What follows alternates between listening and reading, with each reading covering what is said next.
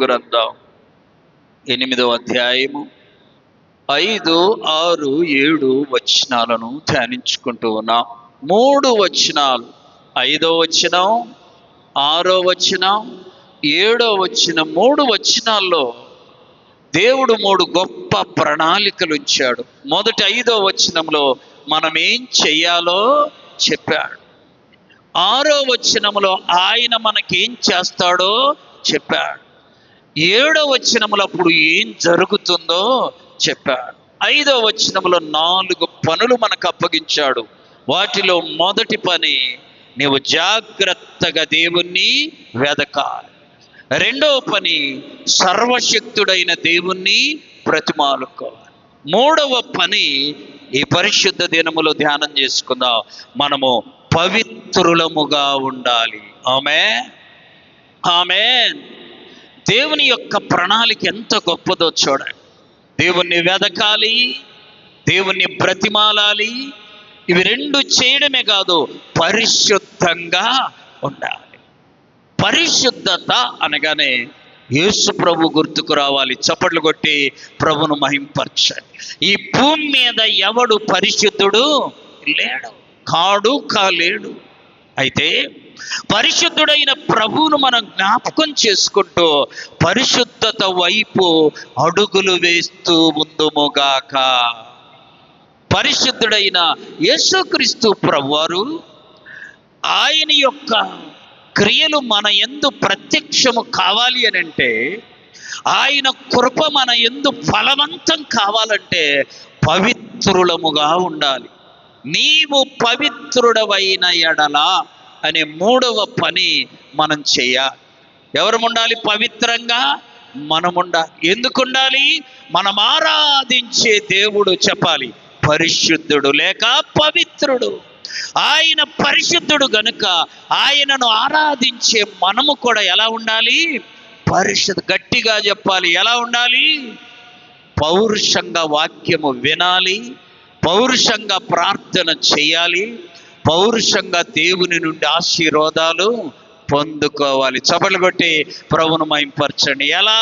వాలిపోయినట్టు కాదు, సోలిపోయినట్టు కాదు, లేక నలిగిపోయినట్లు కాదు, వంగిపోయినట్లు బలహీనులుగా కాదు, బలవంతులముగా ప్రభువు నుండి ప్రతి ఆశీర్వాదము మనము పొందుకొందుముగాక.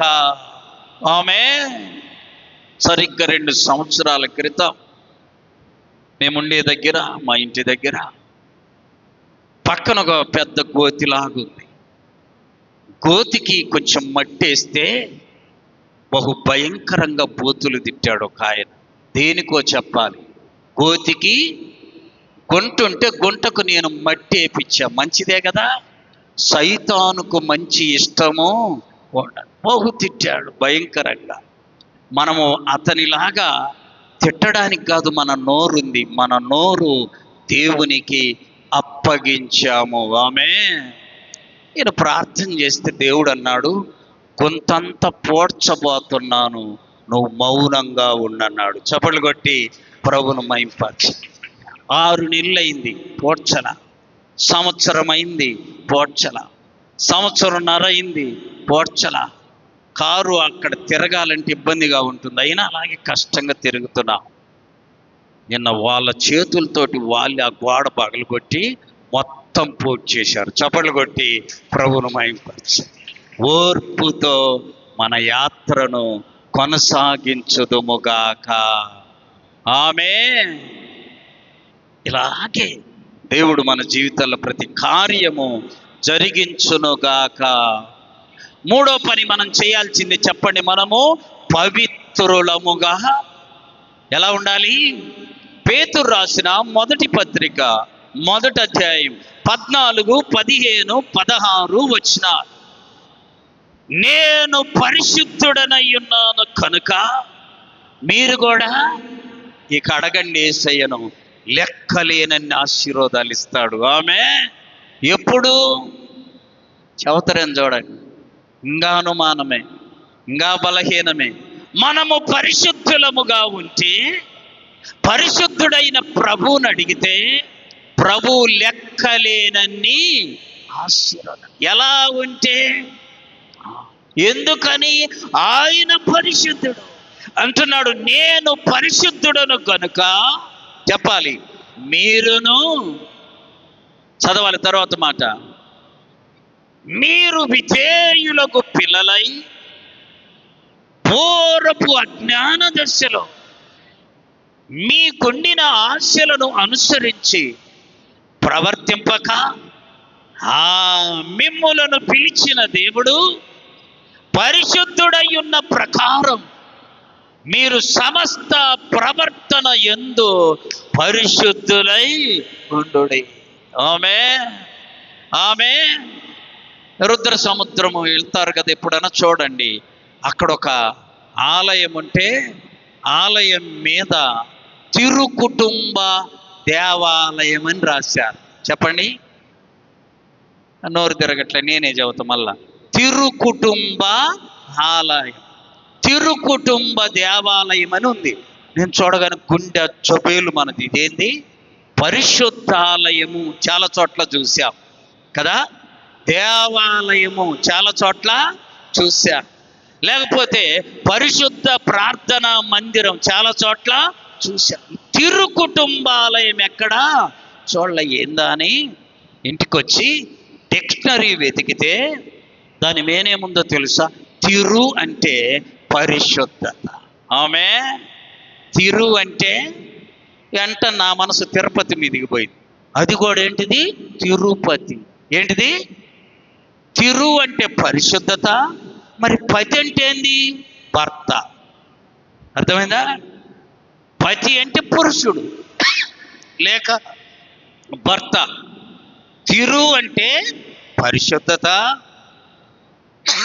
చెప్పండి. పతి అంటే భర్త, పరిశుద్ధమైన భర్త. తిరుపతికి అర్థమైంది? ఏం డౌట్ లేదు, చెప్పండి. ఎంతమంది చూసిన ఏం కాదు, చెప్పండి. తిరుపతికి అర్థమైంది పరిశుద్ధమైన భర్త. అది దాని అర్థం. తిరుపతి పోవడమే కాదు, దాని అర్థం కూడా తెలుసుకో. తిరుకుటుంబ దేవాలయం అంటే పరిశుద్ధమైన కుటుంబ. బాగుంది, బాగుంది కదా. ఏ కుటుంబం అంట చెప్పాలి? పరిశుద్ధ కుటుంబ దేవాలయము. అంత జీవితం బాగలేదని వాళ్ళు ఏమి రాసిర్రు? తిరుకుటుంబ దేవాలయం.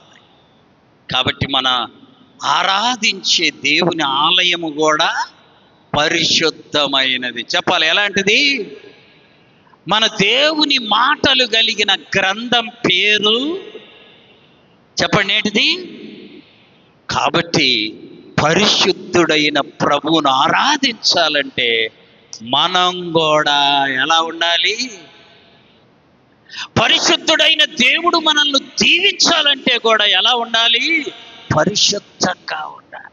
ప్రియులారా, పరిశుద్ధత లేకపోతే యేసయ్యకు మనకు సంబంధము, గట్టిగా చెప్పాలి, సంబంధము.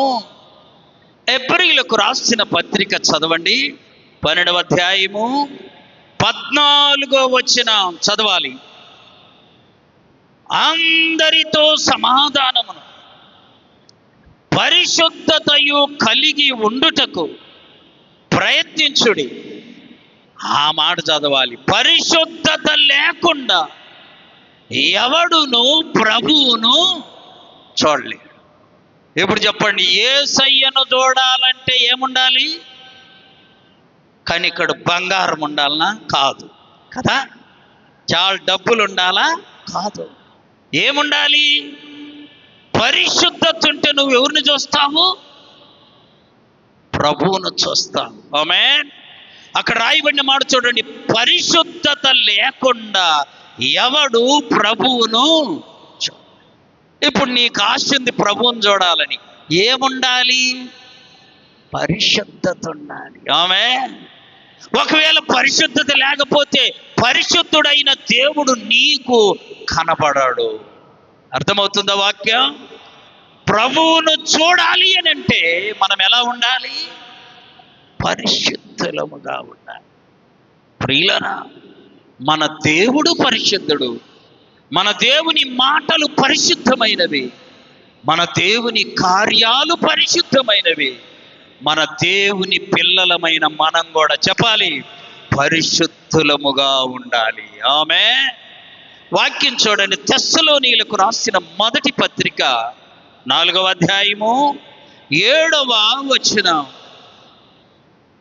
పరిశుద్ధులగుటకి దేవుడు మనలను పిలిచెను గాని అపరిశుద్ధంగా ఉండడానికి ఆయన మనలను పిలవలేదు. బైబిల్లో ఉన్న వాళ్ళందరూ గట్టిగా చదవండి ఆ మాట. పరిశుద్ధులగుటకి దేవుడు మనలను పిలిచాడు. ఇంకా చెప్పాలి, పరిశుద్ధంగా ఉండుటకి దేవుడు మనలను ఎన్నుకున్నాడు. పరిశుద్ధంగా బ్రతకడానికి దేవుడు మనతో ఉంటున్నాడు. చప్పట్లు కొట్టి ప్రభువును మహింపరచండి ప్రియులారా. పరిశుద్ధత అంత ముఖ్యం. ఆమేన్. పరిశుద్ధత అంత ప్రాముఖ్యం మనకి. ఏమున్నా లేకపోయినా చెప్పాలి, ఏమి ఉన్నా లేకపోయినా ఏముండాలి మన కాడ. ఒకసారి మా పెరంగిపురంలో ప్రార్థన కూడికలో ఒక ఆమె ప్రార్థన చేస్తా ఉంది.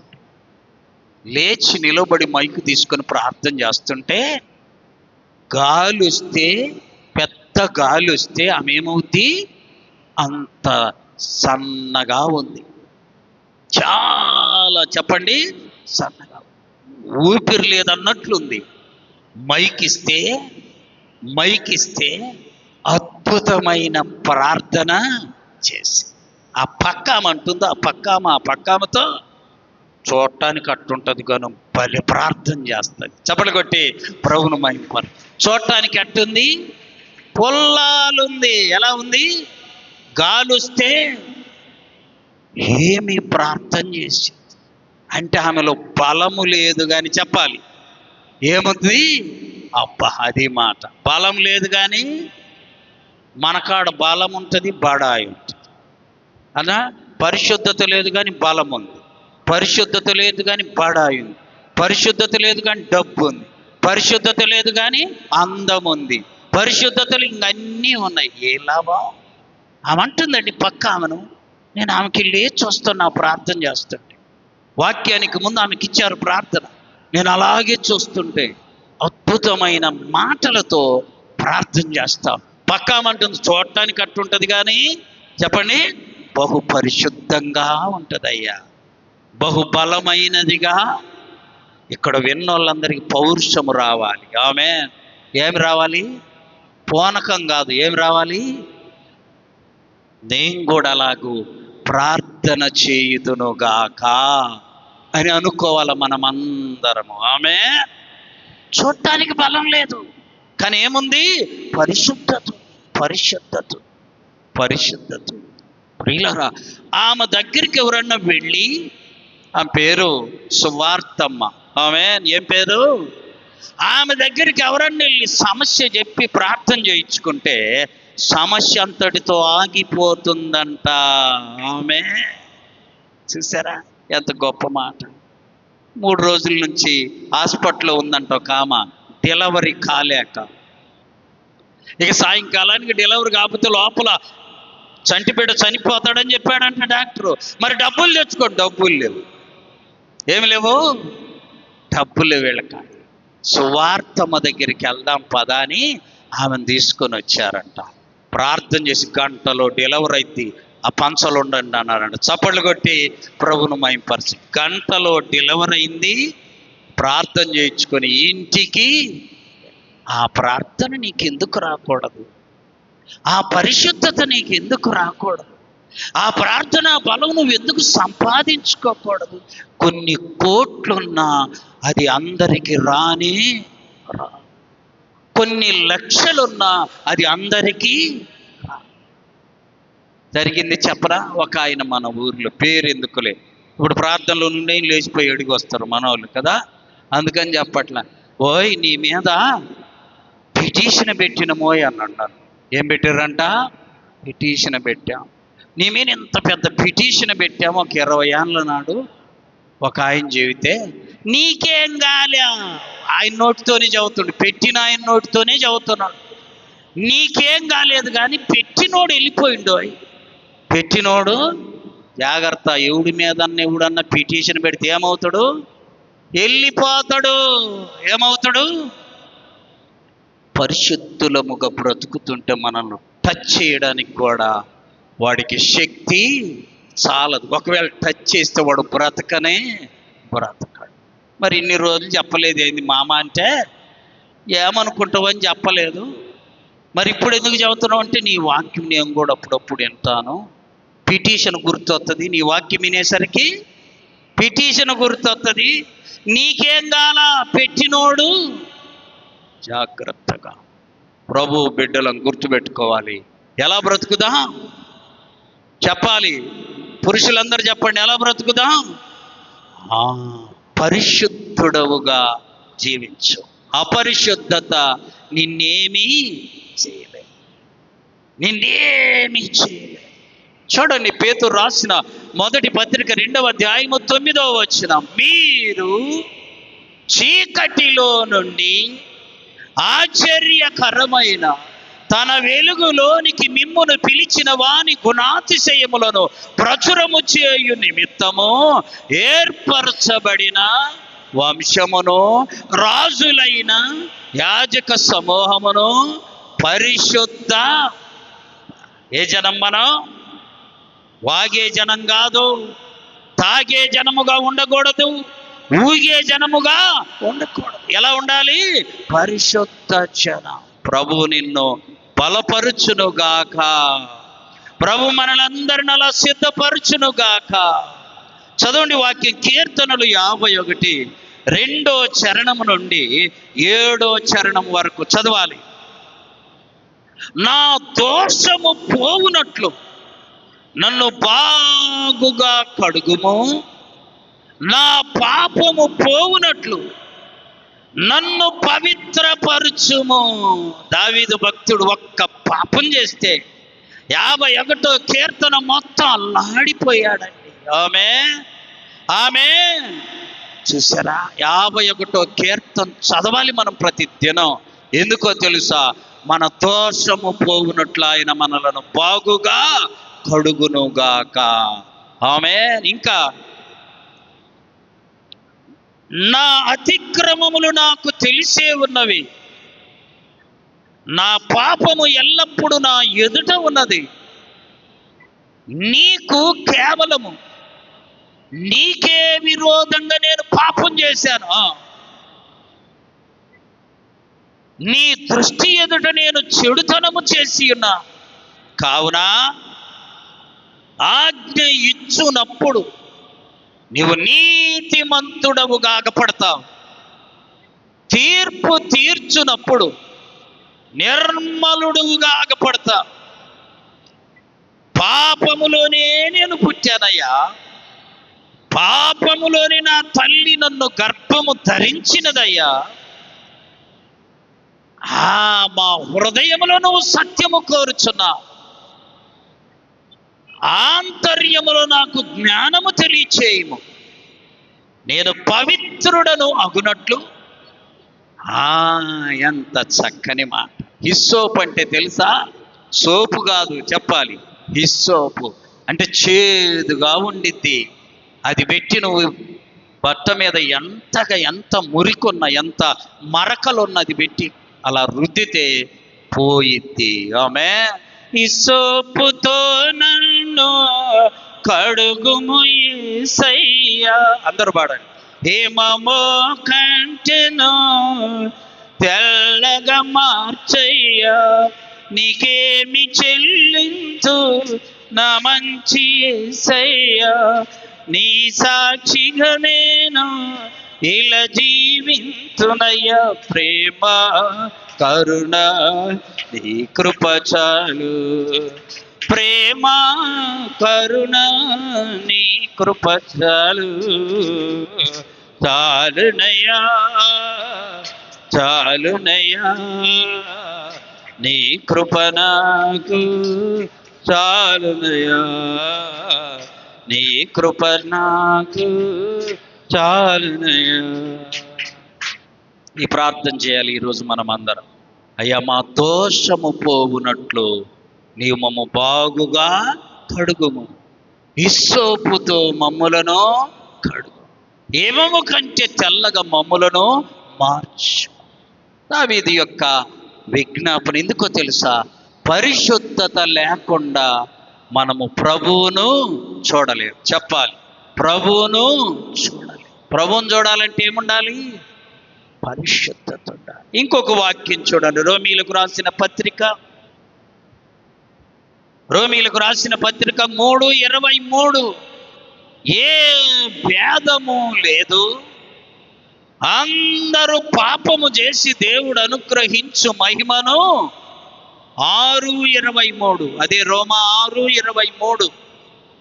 ఏలయనగా పాపము వలన వచ్చు జీతం మరణం, మన దేవుని యేసుక్రీస్తు ప్రభు ద్వారా కలిగే కృపావరం ఏంటంటే నిత్య జీవ. నిత్య పాపం చేస్తేనేమో మరణం, యేసయ్యను వెంబడిస్తేనేమో నిత్య జీవం. చూడండి, యెహెజ్కేలు గ్రంథం 20వ అధ్యాయం 12వ వచనం. యెహెజ్కేలు 20:12. మరియు యెహోవానగు నేనే వారిని పవిత్రపరిచే. ఈ భూమి మీద నిన్ను పవిత్రపరిచే వాళ్ళు ఎవరు లేరు. ఎవరంట పవిత్రపరిచేది? యేసుక్రీస్తు ప్రభువారు మాత్రమే మనలను పవిత్రపరచగలరు. మరియు యెహోవానగు నేను మిమ్ములను పవిత్రపరిచెదను, వారు తెలుసుకొనున్నట్లు నాకును వారికి మధ్య విశ్రాంతి దినములను వారికి సూచనగా నేను నియమించితిని. అయితే తిరుగుబాటు చేసి నా కట్టడలను అనుసరింపక తృణీకరించి విశ్రాంతి దినములను ఏం చేశారంట? అపవిత్రపరిచి. మందిరానికి రాకపోతే నీకు పరిశుద్ధత రాదు. ఆమె ఇప్పుడు ఈ వేసుకున్న బట్టలు ఎన్ని రోజులు బాగుంటాయి? అదన్నా చెప్పండి టప్పున. 1 రోజు, 2 రోజులు, లేదా 3 రోజులు, లేదా అనుకుంటూ పోయి నెల అయిన ఉంచుకునే వాళ్ళు ఉన్నారు. అయితే ఈ 3 రోజులు, 2 రోజులు, 1 రోజు దాటిన తర్వాత దీన్ని ఏం చేయాలి? నీళ్ళల్లో పెట్టి బాగా సోపేసి ఏం చేయాలి? ఉతకాలి. నిన్ను నన్ను వాక్యం ఎప్పుడు ఉతుకుద్దో తెలుసా? వారము. ఆమె కోడిక జరిగినప్పుడల్లా, ఆమె వార కోడికల ద్వారా ఈ వాక్యము నిన్ను నన్ను ఏం చేస్తుంది? ఉతుకుద్ది. చెప్పండి, ఏం చేస్తుంది? ఉతికితే ఏమవుతావు? ఉన్న మురికి పోయి శుద్ధిగా తయారవుతావు. లేదు అలాగే ఉంచుకున్నావు, చాలా చెడు పరిస్థితి నీలోనికి వచ్చింది. అందుకని ప్రభు అంటున్నాడు, వార కోడికలను, విశ్రాంతి దినములను నేను వారికి సూచనగా ఉంచాను. కాబట్టి వీటిని మనం ఆచరించాలి. మందిరానికి ఎందుకు రావాలా? మన మురికి పోగొట్టుకోవడానికి. ఎందుకు రావాలి చెప్పండి? మనకున్న కల్మషము పోగొట్టుకోవడానికి. ఈ వాక్యం సాకలి వాణి, చెప్పాలి, సబ్బు వంటిది. మలాకిలో ఉంది చూడండి ఆ మాట. ఆయన కంసాలి వంటి అగ్ని వంటి వాడు, చాకలి వాణి సబ్బు వంటివాడు. అర్థమైందా? శుద్ధి చేసుకోవాలి, మురికంతా తీసివేసుకోవాలనుకున్న వాళ్ళల్లా ఎక్కడికి రావాలమ్మా? మందిరానికి రా. విశ్రాంతి దినములో ఉండాలి, పరిశుద్ధ దినములో పాలు పొందాలి. ఈ వాక్యము నిన్ను శుద్ధి చేయునుగాక. ఇంకా చూడండి, వాక్యంలో మనం గమనిస్తే దేవుని యొక్క పరిశుద్ధ గ్రంథాలు, జపన్య గ్రంథము 3వ అధ్యాయము 9వ వచనం. అప్పుడు జనులందరూ యెహోవా నామమును బట్టి ఏక మనస్కులై ఆయనను సేవించున్నట్లు పవిత్రమైన పెదవులతో మనలను నింపునుగాక. చప్పట్లు కొట్టి ప్రభును మహింపరచ. ఇక్కడ మన పెదాలను వాక్యం ఏం చేస్తుంది? శుద్ధి చేస్తుంది. శుద్ధి. అందుకని మన నోటితో మనము వాక్యాన్ని పలకాలి. ఆమె విని ఊరుకోకూడదు. వాక్యాన్ని ఏం చేయాలి? పలకాలి. పలికినప్పుడు వాక్యము మనల్ని ఏం చేస్తుంది? శుద్ధి. నీ వాక్యం నీరయ్యుండె మా దాహము తీర్చుచుండె. నీ వాక్యము నీరయ్యుండె మా దాహము తీర్చుచుండె. ఆ నీరే మాకు పానము స్నానము. ఆ నీరే మాకు పానము స్నానము. నీ వాక్యము మాకియుమా. నీ వాక్యము మాకియుమా. దేవాని దివ్య వాక్యము ఇవిగా మాకు దొరికెను. అందరూ పాడండి ఈ పాట ఒకసారి. దేవాని దివ్య వాక్యము ఇవిగా మాకు దొరికెను.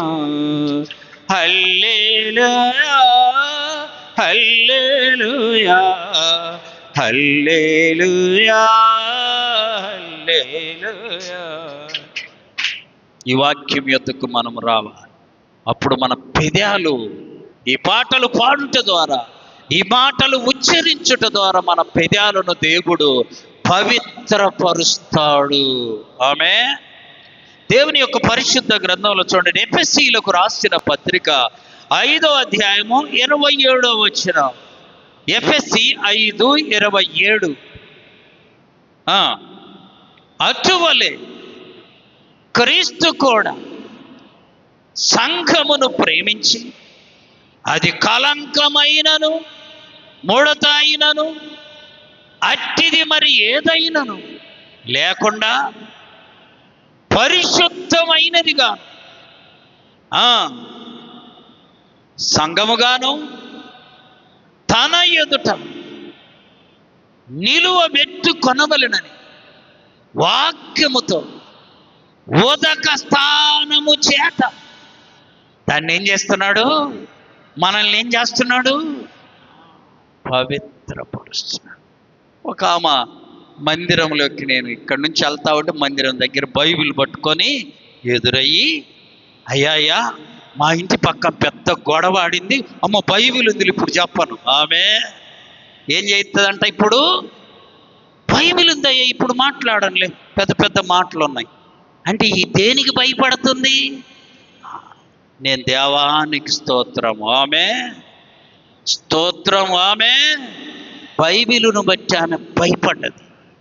అంటే దేవుణ్ణి బట్టి భయపడి. కొంతమంది చూడండి, ప్రార్థనకు పోతున్న పొయ్యి రాని నీ సంగతి చెబుతా అంటే, పోయిందాక బాగుంటా, పోయిన తర్వాత బాగుంటా, తిరిగి వచ్చినాక నీ సంగతి. అట్లా కొంచెంసేపు పవిత్రత కాదు, కొంచెం సేపు పరిశుద్ధత కాదు. ప్రియులరా, ప్రభు వచ్చే వరకు, ఆయన ఎదుట మనము నిలువబడే వరకు ఎలా ఉండాలి? పరిశుద్ధంగా. పరిశుద్ధంగా. చూడండి, తిమోతికి రాసిన మొదటి పత్రిక 4వ అధ్యాయం 5వ వచనం. 1 తిమోతి 4:5.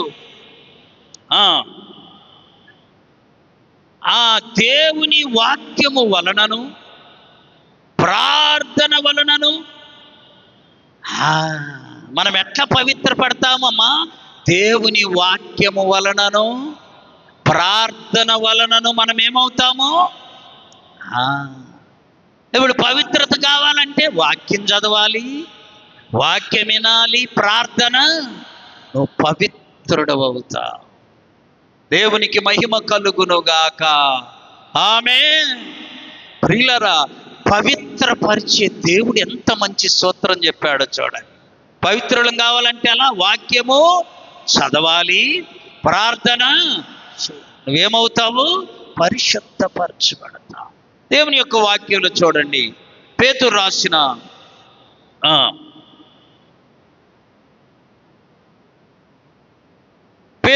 పేతురు యొక్క జీవితాన్ని మనం పరిశీలన చేస్తే, అపోస్తుల కార్యముల గ్రంథం, పేతురు జీవితాన్ని మనం పరిశీలన చేద్దాం. అపోస్తుల కార్యముల గ్రంథం 2వ అధ్యాయము 4వ వచనం. వారందరూ ఏం చేశారు? ఎప్పుడు నిండారు? ముందు వచనాలు చూస్తే వాళ్ళు ఒక గదిలో చేరి బహుగా ప్రార్థన చేస్తే పరిశుద్ధాత్మ చేత వాళ్ళందరూ నింపబడిన తర్వాత 3వ అధ్యాయము చూడండి, 6వ వచనం. అంతటా పేతురు, వెండి బంగారము మా యొద్ద లేవు, కానీ నాకు కలిగినదే నీకు ఇచ్చుచున్నా. నజరేయుడైన యేసు నామమున నీవు లేచి నాడు. వెండి లేదు చెప్పాలి, బంగారం లేదు. ఈ 2 లేవు, కానీ పుట్టినది మొదలుకొని కుంటోడైన మనిషిని లేపే శక్తి ఆయన దగ్గర ఉంది. చప్పట్లు కొట్టి ప్రభువును మహిమపరచు. ఇంత వెండి ఇస్తే అది సాధ్యము కాదు. ఇంత బంగారం ఇస్తే పుట్టినది మొదలుకొని కుంటివాడైనోడు నడవడము సాధ్యము కాదు. కానీ పేతురు దగ్గర ఈ 2 లేకపోయినా ఏముందో తెలుసా? పుట్టినది మొదలుకొని కుంటోడిని ఒకరిని లేపగలిగిన శక్తి. అది పరిశుద్ధత. అదే పేతురు చూడండి, 4వ అధ్యాయము 4వ వచనం. వాక్యము వినిన వారిలో అనేకులు నమ్మిరి. వారిలో పురుషుల సంఖ్య ఇంచుమించు. ఒక్కసారి పేతురు వాక్యం చెబితే 5,000 మంది రక్షింపబడ్డారు. చప్పట్లు కొట్టి ప్రభువును మహిమపరచు. ఎంతమంది? 5. మన ఊరంతా కలిపిన 5,000 లేరు కదా. 5,000 మంది రక్షింపబడ్డారు. పేతురు పరిశుద్ధాత్మ చేత నింపబడిన తరువాత జరిగిన కార్యాలు ఇవి. 5వ అధ్యాయం 5వ వచనం చదవాలి. అపోస్తుల కార్యములు 5:5. అననీయ ఆ మాటలు వినుచునే పడి రాడు. ఏ మాటలు వింటే? అమ్మా, పేతురు మాటలు వింటే. పేతురు ఏ మాటలు చెప్పాడు? పరిశుద్ధాత్మ శక్తి కలిగిన మాట. దేవుని మాటలు ఎంత బలమైనవో చూడండి. వెంటనే అననీయ పడి ప్రాణము విడిచాడు. చూడండి 10వ అధ్యాయంలోకి రండి. అదే అపోస్తుల కార్యముల గ్రంథం 10వ అధ్యాయం 9, 10, 11 వచ్చిన. మరునాడు వారు ప్రయాణమైపోయి పట్టణమునకు సమీపించినప్పుడు 12 గంటల సమయం ఆయన. పేతురు ప్రార్థన చేయుటకు ఎక్కడికి ఎక్కిండో? నువ్వు మిద్దెకి ఎందుకు ఎక్కుతావు? మా బట్టలారేయను చెప్పాలి. ఎవరన్నీ ఆడనుండ్రా చూద్దామన్ను. అల్ల జగన్ వస్తుండి మిద్దెక్కితే కనపడదు. దీనికి ఎక్కుతాం మనం మిద్దె కదండి. దేనికి ఎక్కాడు పేతురు? ఎప్పుడన్నా నువ్వు ఎక్కినవా? మీకు వందనాలు చెల్లిస్తా. మిద్దె ఎక్కండి. దేనికి? బట్టలారేనా? కాదు అమ్మ. దేనికి ఎక్కాలి? ఎవ్వరుండరు అక్కడ. ప్రార్థన చేయడానికి మిద్దె ఎక్కాలి. ఆమె అయ్యా మెట్లు లేవు అయ్యా, ఇంకా నేను వాటికి చెప్పలేదు. మిద్దె ఎక్కే దేనికి? ప్రార్థన చేయడానికి. పేతురు గారు ప్రార్థన చేయడానికి మిద్దె ఎక్కితే చదవాలి అక్కడి నుంచి. అతడికి ఆకలైంది. ఏం చేస్తే ఆకలైంది? తానికి తాగితే ఆకలైంది కదా? కాదు. ఏం చేస్తే ఆకలైంది? ప్రార్థన చేస్తే ఆకలైంది. ఆమె ఇప్పుడు చెప్పండి, ప్రార్థన చేస్తే జబ్బు పోద్ది. ఆమె ప్రార్థన చేస్తే వ్యాధి పోద్ది. ఆమె ప్రార్థన చేస్తే నీ శరీరములో ఉన్న సమస్తము శుద్ధి అవుతుంది. పేతురు ప్రార్థన చేస్తే ఏమైందంట? ఆకలైందా? చదవాలి. భోజనం తింటే బాగుండు అనుకున్నాడు, ఇంట్లో వారు సిద్ధం చేస్తున్నారు. చూసాడా? అప్పుడు దేవుడంట ఆకాశము నుండి ఒక దుప్పటిలో పేతురుకు ఆహారము, ఎక్కడుంటే మర్చిపోతావు, ఎక్కడుంటే మిద్దె మీద ఉండి ఏం చేస్తుండు? దుప్పటి సాప తిండా ఏం చేస్తుండు? మిద్దెక్కి ప్రార్థన చేస్తే ఆకలైంది. ఆకలి కాగానే దేవుడు ఆహారము. ఇప్పుడు చెప్పండి, ప్రార్థన, ఆకలి, ఆహారం. ప్రార్థన నీ ఆశ దేవుడు తీరుస్తాడు. ప్రార్థన నీకున్న ఇబ్బంది దేవుడు తీరుస్తాడు. ఎంత గొప్ప కార్యం! ఇదే పేతురుని గురించి రాయబడిన మరొక మాట చూడండి. 5వ అధ్యాయం 15-16 వచ్చిన చదవాలి. అపోస్తుల కార్యములు 5:15-16 వచ్చిన. అందుచేత పేతురు వస్తా ఉంటే జనులు రోగులను వీధులలోనికి తెచ్చి వారిలో ఎవని మీదైనను నీడబడితే చాలనుకొని మంచముల మీద వ్యాధిగ్రస్తులను తీసుకొని పేతురు వస్తుంటే ఆయన దగ్గరికి తెచ్చారు. ఏం పడితే చాలంట? మా పేతురుకి ఎంత పవర్ అండి! ఒకప్పుడు ఈ పేతురు సంగతి చెప్పండి. అమ్మ తోడు యేసయ్య ఎవరు నాకు, దేవుని తోడు యేసు ప్రభు ఎవరు నాకు. అలాంటి ఆయన్ను దేవుడు నీడబడితే వ్యాధి పోయే శక్తితో నింపాడు. చప్పట్లు కొట్టి ప్రభును మహింపరచండి. ప్రియులారా, నిన్ను కూడా దేవుడిటి శక్తితో నింపునుగాక. పేతురు అప్పుడేమో పొంకినోడు, ఇప్పుడేమో బలమైన వాడు, బలమైన పాత్రలాగా ఉన్నాడు.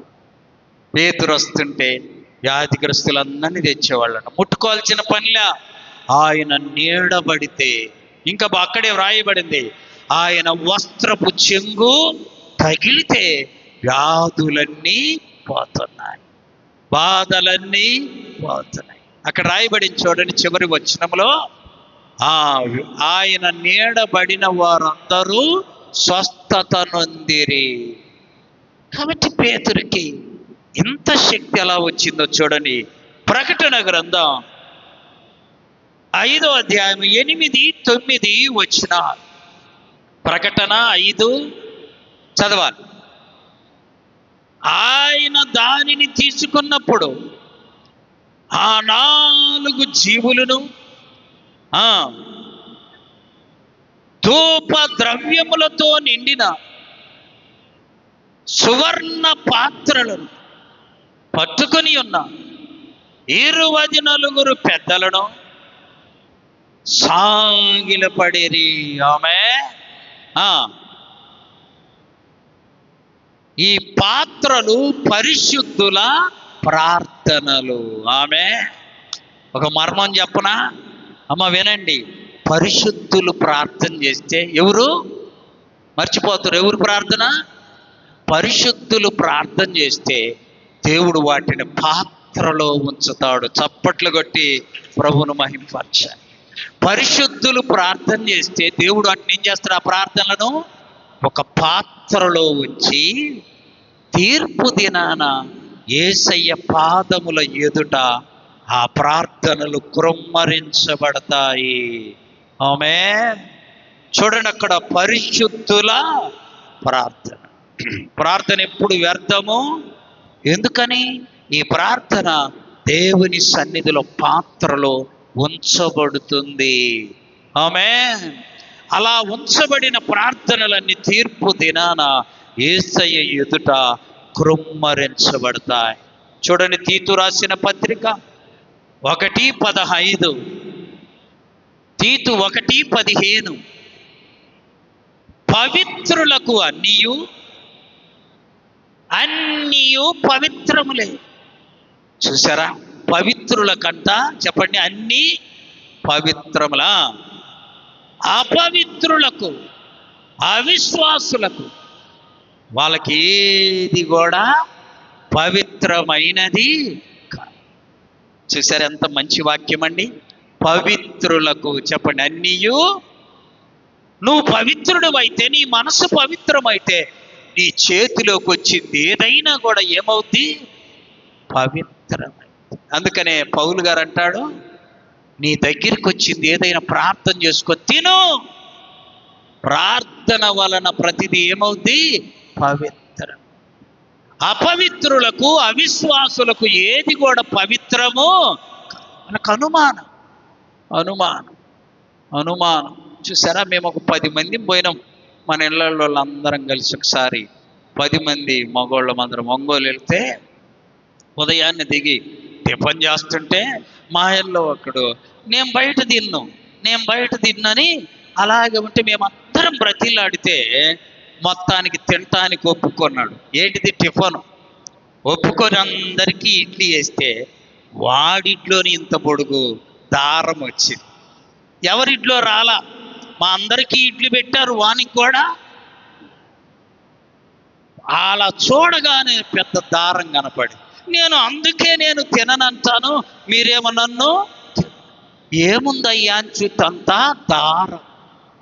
అవిశ్వాసులకు అపవిత్రులకు అన్నీ అపవిత్రం, విశ్వాసులకు అన్నీ పవిత్రమే. హృదయం పవిత్రంగా నువ్వు అనుమానపడుతూ తిను, అది లోపల కూడా సెట్ అవ్వదు. తెలుసా అండి? అనుమానము లేకుండా తిను, ప్రార్థన చేసుకొని. అపవిత్రమైనది కూడా ఏమైపోతుంది నీ ప్రార్థన ద్వారా? అసలు భోంచేసేటప్పుడు ప్రార్థన చేస్తుర్రమ్మా, నా కోసం చెప్పొద్దు, నిజం చెప్పండి, చేస్తున్నారా?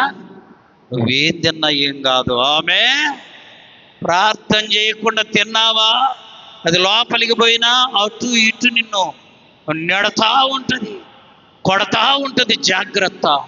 పవిత్రులముగా మన ముందుకొచ్చిన ప్రతి దానిని ప్రార్థించి పుచ్చుకుందుముగాక. దేవుడి సన్నిధిలో 4 పనులు చెప్పాడు కదా. మొదటిదేంటి? జాగ్రత్తగా దేవుణ్ణి వెనక. రెండోది దేవుణ్ణి బ్రతిలాడుకో. మూడోది పవిత్రులం కావాలి. చూసారా, ఈ 3 పనులు నువ్వు చేస్తే దేవుడు చేసే పెద్ద పను. ఇంకొక పని ఉంది, 4వది ఏంటో తెలుసా అమ్మా? నీవు యథార్థవంతుడవైన ఎడల ఆమె ఏమవ్వాలి? మరొకసారి ధ్యానం చేసుకుందాం. మోకరించండి, ప్రార్థన చేసుకుందాం.